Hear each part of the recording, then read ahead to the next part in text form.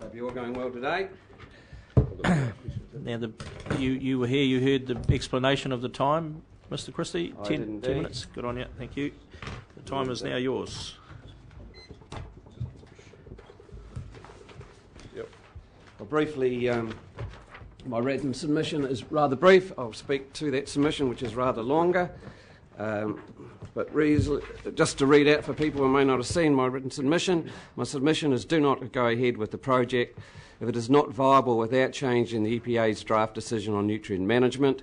The reasons for my submission is I don't believe in pollution for profit or at any other community's expense.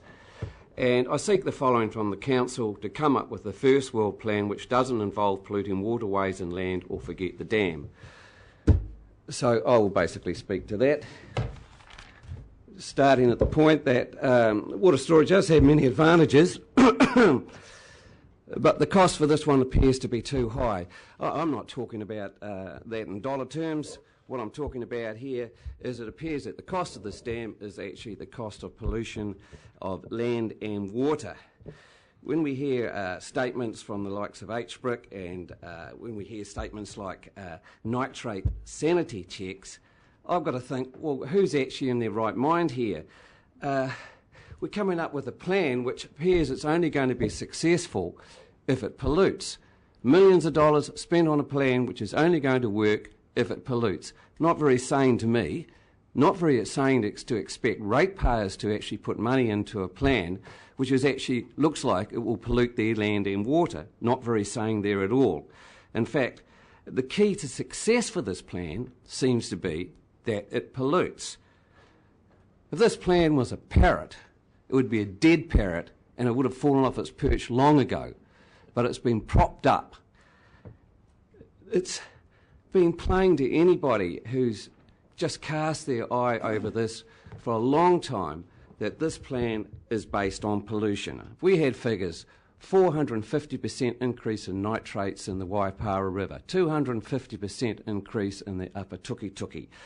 We also had figures like a whopping 5,059 tonnes dissolved nitrates into the river, 70% increase in nitrates over the whole catchment, and that's not to mention cadmium, which has been kind of swept under the table, but in fact is a real smoking gun, because a hidden report the Regional Council has points out that intensive farming will basically turn land toxic with cadmium in 55 years, or 92 if there are lower amounts applied to the land. That land would be so toxic that if it returned into native bush, it would be a toxic forest with every creature in it, every leaf, every berry carrying toxic heavy metals.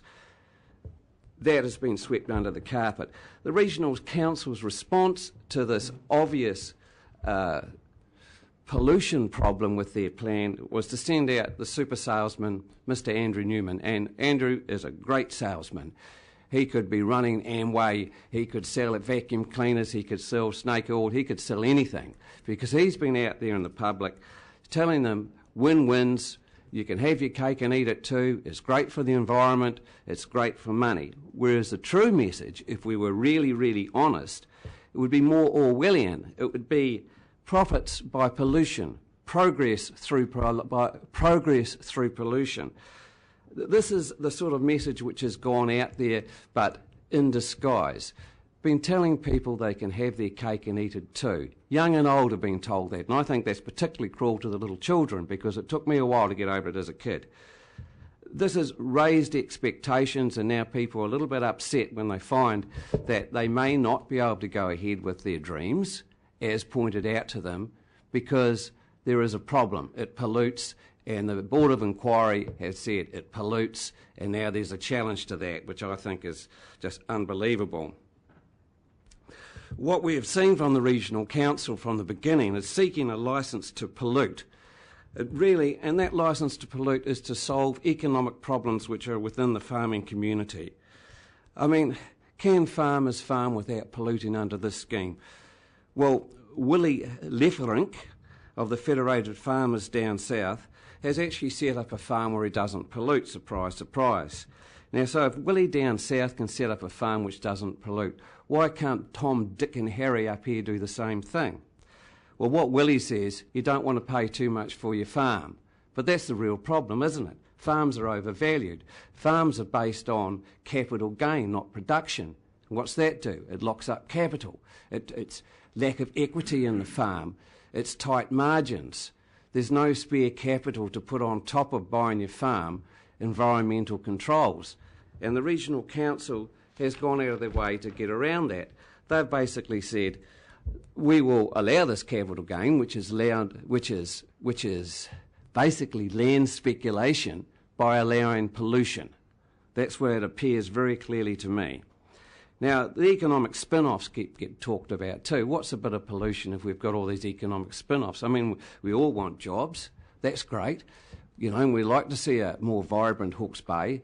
That's great. But we don't want to see pollution.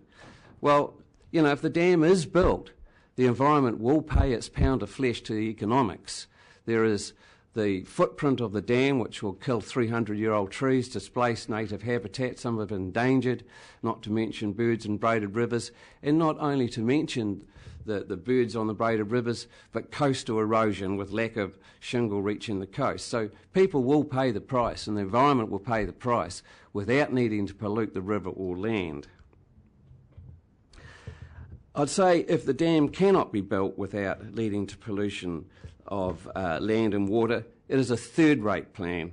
It is a third-world plan. It should be dismissed along with the people who dreamt it up. We need a first-world plan. We need water storage with first-rate people to make it happen. There is no future in pollution. There never has been, and there never will be. And that's my submission. Thank you. Thank you, sir. We've got 3.5 minutes there. Councillor Scott, did you have a question? Did I see you? No. We'll have our 3 questions from Councillor Barker. Thank you, Grenville, for a passionate presentation.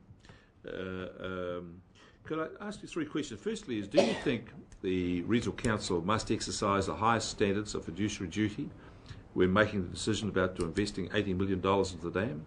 It would be refreshing to see that. That's a yes, thank you. Do you think that the Regional Council should have all of the details of the business case, every detail made available to it, and its advisors before it attempts to make a decision? Absolutely. And do you believe that the regional councillors must be able to ascertain for themselves that the conditions precedent are met, not delegate these responsibilities? For example, that the 40 million cubic metres is contracted unconditionally to the dam entity, and the dam entity has agreed unconditionally to supply the 40 million cubic metres. Absolutely. Thank you. Grenville, thanks for your submission. I just the last comment that you made on your verbal submission talked about water storage and getting first-rate people to do it. So you're not against water storage at all? Who would be? Water storage is a great idea. Just you can't. It defeats itself if you store water just to pollute water and land. Hang on. So are you against water storage? No, not at all. I'm in favour of water storage. I'm in favour of water storage, but not if water storage leads to pollution. Thank you, Councillor Bevan. Thank you, Grenville, for your thought-provoking submission. You must have some interesting conversations with some of your neighbours down there. Oh, they actually, quite surprisingly, they're well aware of the situation. Early on in your submission, you talked about land being made toxic through the accumulation of cadmium, and that the Hawke's Bay Regional Council has a report on this. I've never heard of such a report, and I'm wondering whether you can tell us a little bit more about that. Well, I've got a few pages of the report I can pass out, but particularly the page I've taken out is concerning dairy farms, which basically talks about longevity of dairy farming is in question, seriously questioned. At the lowest rate of maintenance, that's 35 kgs per hectares of superphosphate, soil cadmium limit would be reached in 92 years as a maintenance rate, but as basically a normal rate, 55 years. Now, I can pass a couple of these out. Unfortunately, it doesn't show where the report comes from, but I'll email them through to you, the full report. So who could I give these pages to? There's only 5 there. Leah. But yeah, you won't find it on the regional council site. You have to dig it up elsewhere, but I'll email it. And thank you, Mr. Christie, for your submission. Thank you. You're welcome. And I don't ask a question, but I'm going to ask you to strike out part of that submission, and that is where it denigrates another person.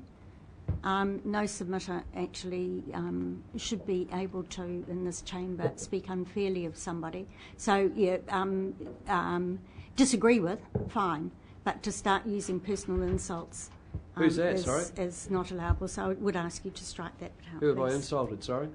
His reference to Mr. Newman as a snake oil salesman was across the mark of Accepted. fair behaviour and acceptable behaviour with regard to showing respect to other people. Thank you. Thank you, Mr. Christie. You're welcome. Right, now we have no one. Mr. Joseph Woods. Ah, there you go.